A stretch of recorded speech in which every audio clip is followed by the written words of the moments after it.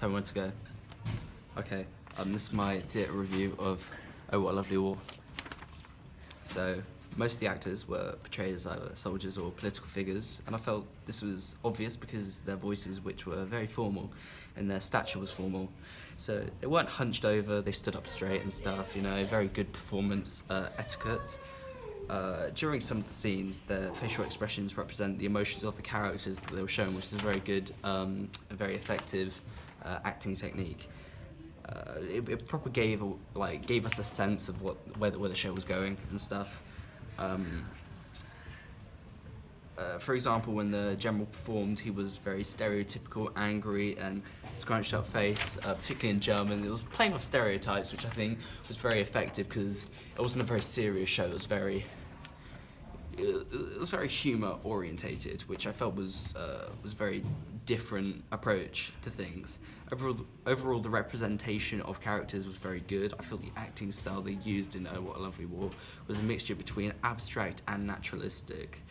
The reason I felt this was because it would swap between either two, so it would never always be naturalistic. It would break away and turn into quite comedic and over-the-top sort of acting, which I think was very effective.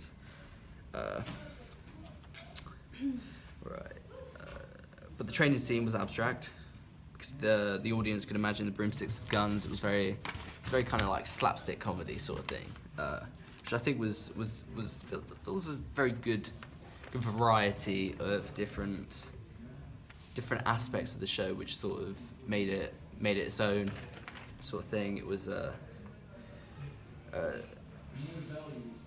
songs they used in the performance, I felt were perfect for what they were trying to communicate. For example, the songs are very upbeat and try to lighten the mood for the audience, but also the genre of music match the play and the sort of time period in which.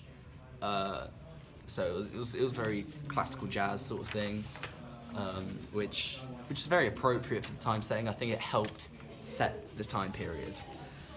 Now, moving on to the movements, you know, the movements and dance moves, you know, every character had their own sort of backstory. You didn't necessarily know the backstory, but by the way that they were portraying it through their movements and stuff, yeah.